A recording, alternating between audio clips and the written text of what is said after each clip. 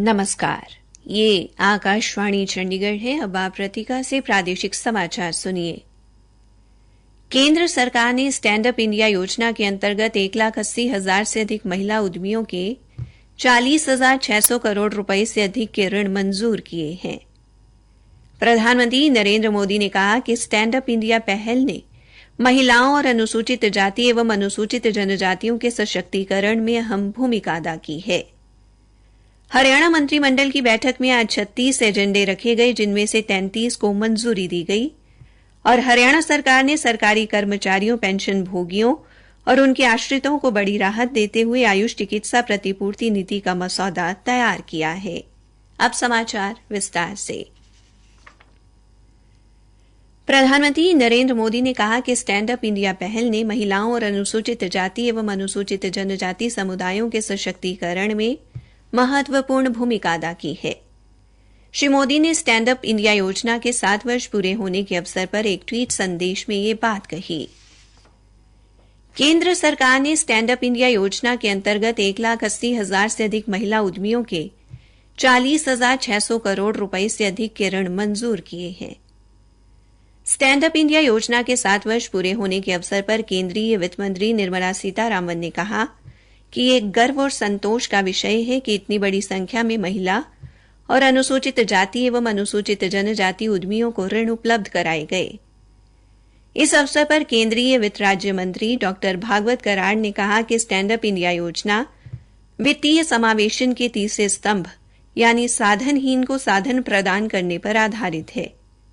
Doctor Karad ने कहा कि ये खुशी की बात है कि इस योजना के अंतर्गत 80% से अधिक ऋण महिलाओं को दिए गए हैं।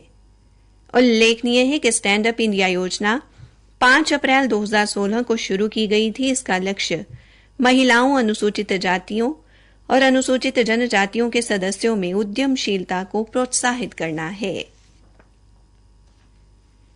केंद्र सरकार ने अगले 5 वर्षों के लिए वार्षिक तौर पर 50 गीगावाट की नवीकरणीय ऊर्जा क्षमता के लिए बोलियां आमंत्रित करने का निर्णय लिया है। नवीकरणीय ऊर्जा क्षमता से जुड़ी अंतर्राज्यीय पारेषण की इन वार्षिक बोलियों में प्रतिवर्ष कम से कम 10 गीगावाट की पवन ऊर्जा क्षमता स्थापित करना शामिल है। नवीन एवं नवीकरणीय ऊर्जा मंत्रालय ने पिछले सप्ताह केंद्रीय ऊर्जा मंत्री आर.के. सिंह की अध्यक्षता में हुई बैठक में इस योजना को अंतिम रूप दिया।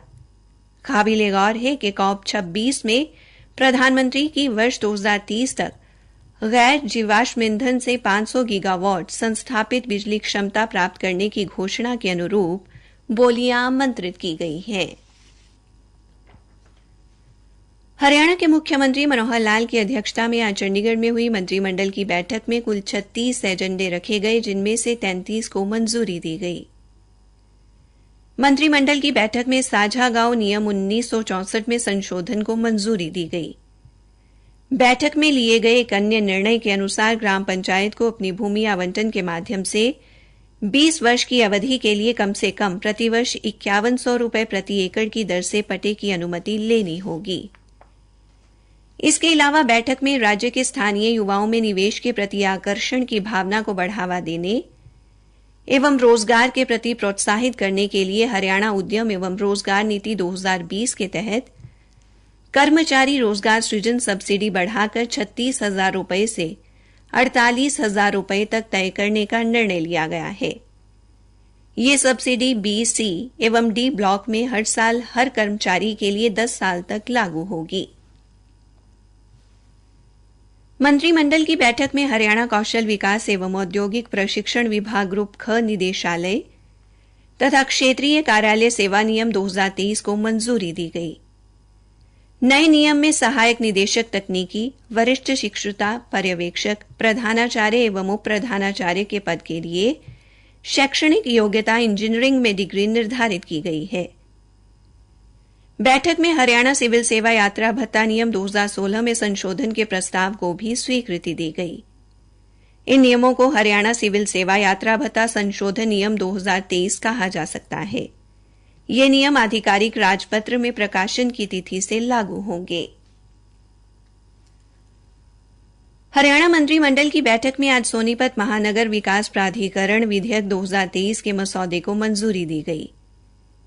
इसके अलावा सरकार ने गुरुग्राम महानगर की तर्ज पर सोनीपत महानगर विकास प्राधिकरण स्थापित करने का निर्णय लिया है। मुख्यमंत्री इस प्राधिकरण के अध्यक्ष होंगे, जबकि अन्य कई वरिष्ठ अधिकारी पदेन सदस्य होंगे। मंत्रिमंडल की बैठक में हरियाणा स्वैच्छिक राज्य शिक्षा सेवा संशोधन नियम 2021 में संशोधन को मंजूरी दी गई। इससे लगभग 225 कर्मचारी लाभान्वित होंगे। प्रादेशिक समाचार आकाशवाणी चंडीगढ़ से प्रसारित किए जा रहे हैं। हरियाणा सरकार ने सरकारी कर्मचारियों, पेंशन भोगियों और उनके आश्रितों को बड़ी राहत देते हुए आयुष चिकित्सा प्रतिपूर्ति नीति का मसौदा तैयार किया है। नीति का उद्देश्य हरियाणा सरकार के सभी लाभार्थियों तक अपनी पहुंच के माध्यम से आयुष प्रणाली को बढ़ावा देना है। मुख्यमंत्री मनोहर लाल की अध्यक्षता में आज चंडीगढ़ में हुई मंत्रिमंडल की बैठक में इस संबंध में निर्णय लिया गया। अधिकांश लाभार्थी आयुष चिकित्सा पद्धति के तहत अपना इलाज करवा रहे हैं, लेकिन सूचीबद्ध आयुष अस्पताल नहीं होने के कारण उन्हें अपने बिलों की प्रतिपूर्ति करने में कठिनाई का सामना करना पड़ रहा था। कठिनाइयों को देखते हुए आयुष चिकित्सा प्रतिपूर्ति नीति का मसौदा तैयार किया गया है। नीति के अनुसार सभी सरकारी आयुष संस्थान एवं निजी आयुष अस्पतालों को इस नीति के तहत सूचीबद्ध किया गया है। हरियाणा सरकार के कर्मचारी, पेंशन भोगी और उनके आश्रित राज्य सरकार के अधीन आयुष पैनलबद्ध अस्पतालों में अपनी बीमारी का इलाज करवा सकते हैं। हरियाणा के मुख्यमंत्री मनोहर लाल ने आज भगवान परशुराम के नाम पर डाक टिकट जारी किया। उन्होंने इसके लिए केंद्रीय डाक एवं संचार मंत्रालय का आभार व्यक्त किया। एक सरकारी प्रवक्ता ने बताया कि मुख्यमंत्री ने पिछले साल 11 दिसंबर को करनाल में आयोजित भगवान परशुराम महाकुंभ के दौरान ये डाक टिकट जारी करने की घोषणा की थी। प्रवक्ता ने बताया कि हरियाणा सरकार द्वारा संतों एवं महापुरुषों की शिक्षाएं जन जन तक पहुंचाने के उद्देश्य से शुरू की गई संत महापुरुष सम्मान एवं विचार प्रसार योजना के अंतर्गत ये कदम उठाया गया है।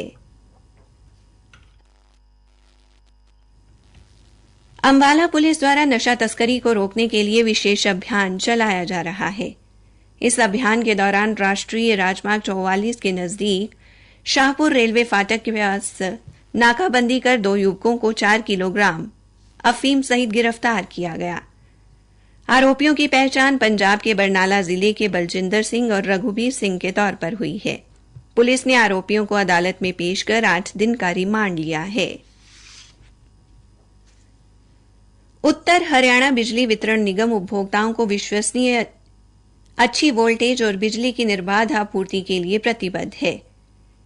बिजली निगम के प्रवक्ता ने बताया कि जोन 2 रोहतक के अंतर्गत आने वाले जिलों करनाल, पानीपत, सोनीपत, झज्जर और रोहतक के उपभोक्ताओं की शिकायत का निवारण रोहतक के जोनल उपभोक्ता शिकायत निवारण मंच द्वारा 6, 13, 20 और 27 अप्रैल को किया जाएगा। उन्होंने बताया कि इस दौरान उपभोक्ताओं के गलत बिलों, बिजली की दरों से संबंधित मामलों, मीटर सिक्योरिटी, खराब हुए मीटर तथा वोल्टेज से जुड़े मामलों का निपटान किया जाएगा। मोटे अनाज वर्ष के तहत सरकार द्वारा मोटे अनाज को बढ़ावा देने के लिए किसानों को विभिन्न प्रकार की दलहन फसलों के बीजों पर अनुदान दिया जा रहा है। इसी कड़ी में इच्छुक किसान मूंग बीज प्राप्त करने के लिए 10 अप्रैल तक अपना पंजीकरण करा सकते हैं। चरखी दादरी की उपायुक्त प्रीति ने बताया कि प्रदेश सरकार किसानों को मोटे अनाज की खेती करने के लिए प्रोत्साहित कर रही है और किसानों को विभिन्न प्रकार की दलहन फसलों के बीज पर 75% अनुदान दिया जा रहा है। सिरसा के उपायुक्त पार्थ गुप्ता ने कहा कि हरियाणा सरकार ने मेरी फसल मेरा ब्यौरा पोर्टल पर पंजीकरण कराने से वंचित किसानों के लिए पोर्टल पुनः खोलने का निर्णय लिया है। उपायुक्त ने बताया कि अब किसान क्षतिपूर्ति पोर्टल पर 10 अप्रैल तक अपनी फसल में हुए नुकसान का ब्यौरा भर सकते हैं। अंत में मुख्य समाचार एक बार फिर। केंद्र सरकार ने स्टैंड अप इंडिया योजना के अंतर्गत 1,80,000 से अधिक महिला उद्यमियों के 40,600 करोड़ रुपए से अधिक के ऋण मंजूर किए हैं। हरियाणा मंत्रिमंडल की बैठक में आज 36 एजेंडे रखे गए, जिनमें से 33 को मंजूरी दी गई। इसी के साथ प्रादेशिक समाचार समाप्त हुए।